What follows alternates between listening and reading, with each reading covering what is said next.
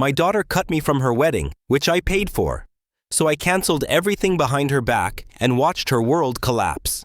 She thought I was just her wallet. She forgot I was also her father. Subscribe to our channel for more real stories where the truth is stranger than fiction. No one can hurt you the way your own children can. It's a truth I never wanted to believe until my own daughter, Ava, 27, showed me just how cruel family can be. I'd spent the last week drinking and staring at the walls, trying to make sense of the rejection. Yesterday was supposed to be her wedding day. The wedding I paid for. The wedding I wasn't allowed to attend. She had money problems. Her fiancé Matt, too. They couldn't afford the dream wedding they wanted. I stepped in. I paid for the venue, the catering, the flowers, even the dress. I thought it was a gift, a father's way of saying, I love you, I'm proud of you.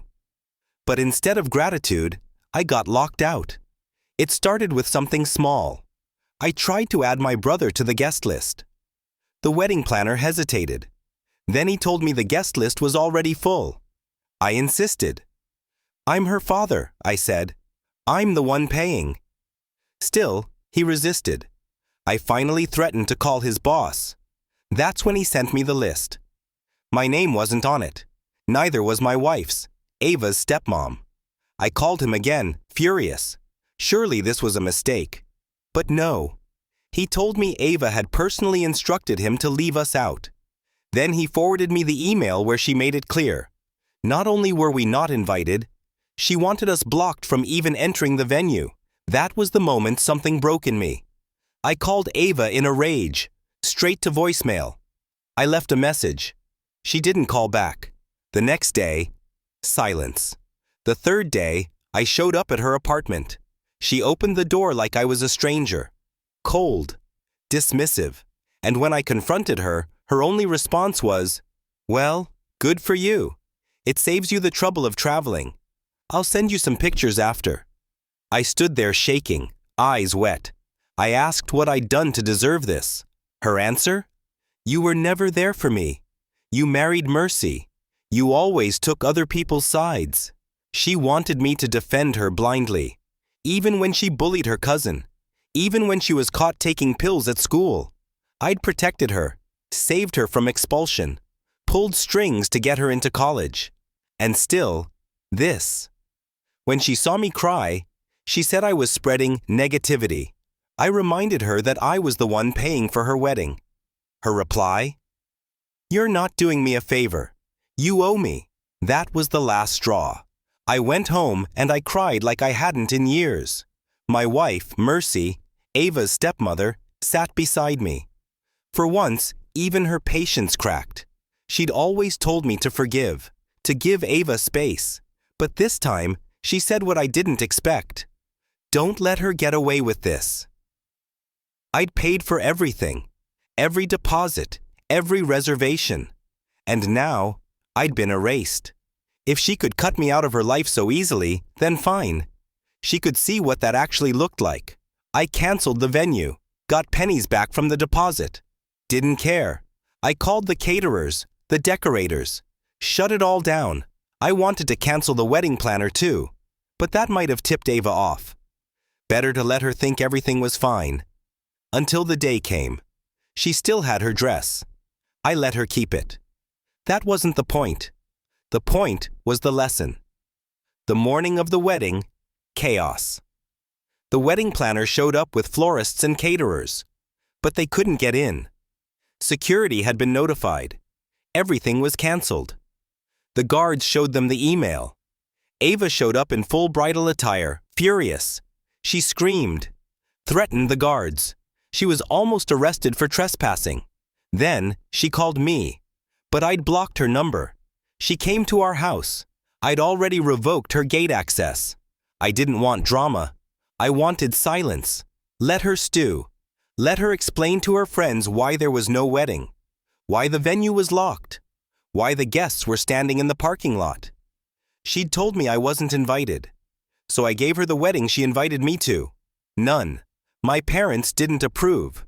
They said you should never retaliate against your child. But this wasn't retaliation. It was boundaries. It was a man saying enough after decades of being disrespected. Ava had always been difficult. Her mother left when she was 7, moved to Europe, wanted nothing to do with her. I raised her. Alone. I didn't even meet Mercy until Ava was 13. I gave Ava everything.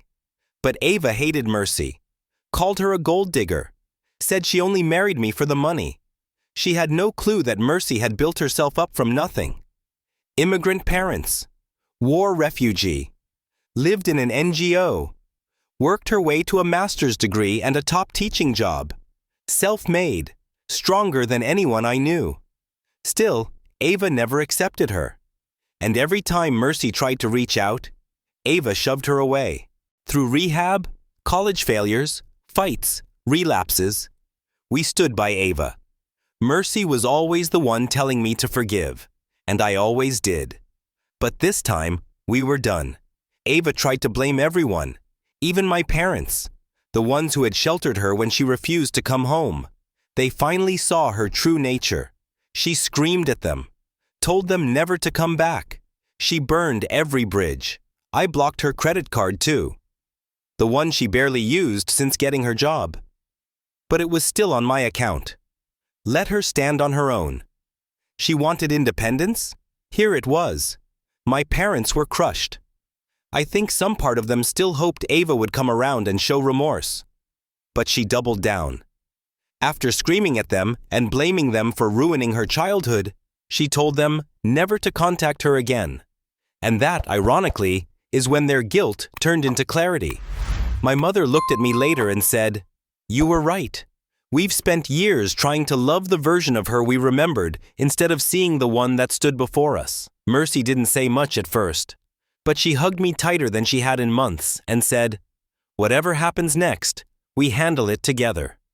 The next few weeks were quiet. For the first time in what felt like years, there were no explosions, no texts, no threats. Ava went radio silent until Matt showed up. I didn't recognize the number when he called. I almost didn't pick up, but something in me said, "This is different." He sounded exhausted, like a man who'd walked through fire and finally collapsed on the other side. "I don't know where Ava is anymore," he said, "but I think she needs help." He told me everything. The rage, the manipulation, the violent outbursts over trivial things. The fact that she broke a mirror during an argument because he was 5 minutes late getting home from work. He sounded broken and ashamed. "I should have seen it. I should have listened to what you said when she blocked you from the wedding. But I thought she was just under stress. I was wrong." And that's when he said something I didn't expect. "I want to help her, but I can't do it alone. And I think the only person she might still listen to is you." Mercy and I talked about it for hours. Part of me wanted to slam the door on this entire chapter of my life, but another part, the father part, couldn't. So I went. I went to see her. By the end of the following week, word had spread. Relatives started calling, not to scold me, but to ask what on earth had happened. I didn't go into details. I just told them the truth. Ava didn't want us there. I didn't say I canceled the wedding. I simply told them that it no longer involved us, but they figured it out on their own. Apparently, Ava had told different stories to different people. Some were told we chose not to attend. Others were told I refused to fund it at the last moment. A few were even told that Mercy had tried to control the guest list.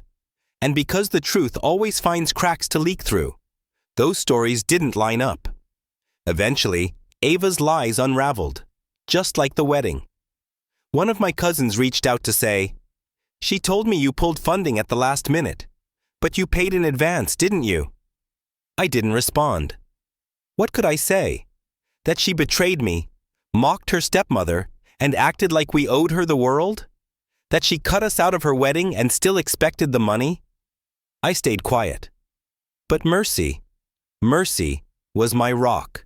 "If she had a heart," she said one evening as we sat on the porch, "she'd have called by now, not to apologize, but to at least lie better." It stung, not because it wasn't true, but because it was. Then came the credit card incident. It was subtle at first.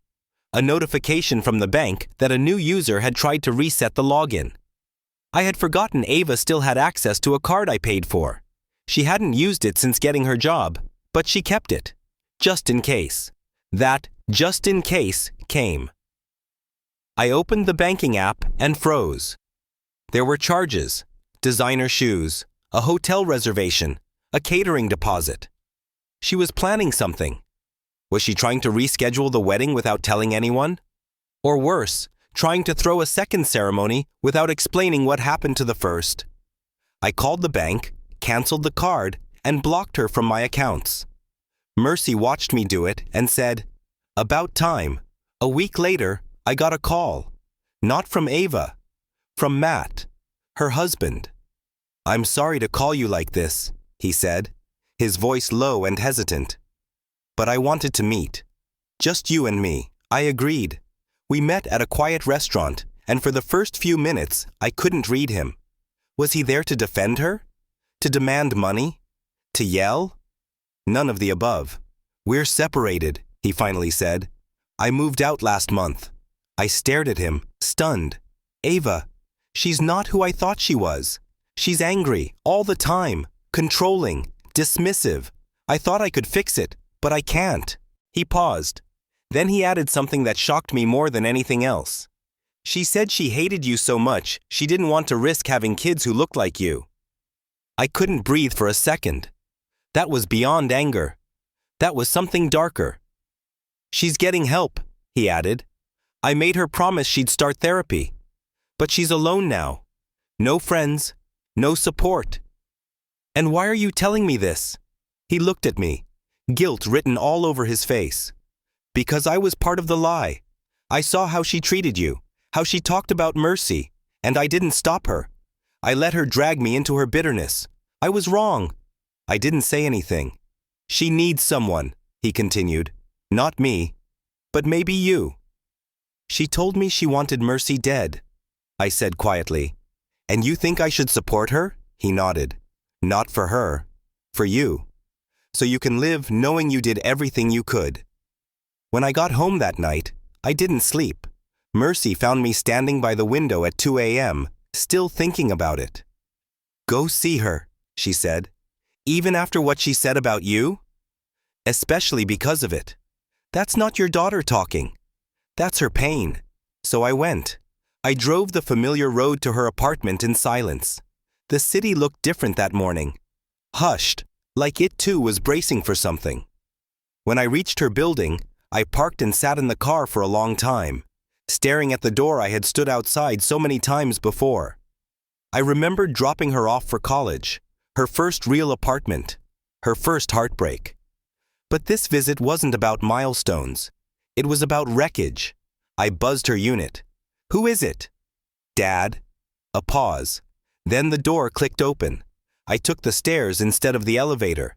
I needed the extra time to think, to breathe.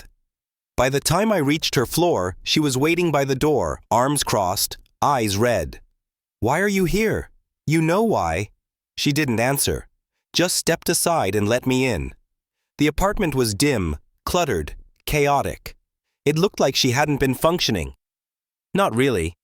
I sat on the edge of her couch, not saying anything. "You came to say I told you so?" she asked, voice brittle. "No." "Then what? To watch me fall apart?" "You're not falling apart. You're already on the floor. I came to offer a hand." She flinched, like it physically hurt her to hear that. "I don't want your pity." "Good. I didn't bring any." There was silence for a long time. Then she sank onto the armchair across from me. "Matt left." "I know. I messed everything up." I didn't say she did. I didn't need to. She already knew. "Why did you hate Mercy so much?" She looked away. "Because she wasn't Mom. And she was kind. Too kind. Like she was trying to replace what I lost. I hated that she wasn't bitter. That she kept being nice even when I didn't deserve it. I hated myself every time I made her flinch. You could have stopped." I didn't know how. The anger was easy. It felt like control. But it wasn't. She shook her head. I looked around the room. Torn photos, dishes stacked in the sink, unopened mail. You need help. I know. Are you willing to get it? She didn't answer right away. Then she said, If I go to therapy, will you come with me? I swallowed hard. Yes. Her face broke then. All the cracks she'd been hiding splintered into full collapse. She sobbed like a child, curled up on herself, shaking. And I let her. I didn't move to comfort her. I let her feel it. Because for the first time in years, she wasn't using anger to numb her pain. After a while, she looked up at me. Do you hate me? No, I said. But I don't trust you. That has to be earned back. She nodded slowly. Okay. It wasn't a resolution. It wasn't forgiveness. But it was a start.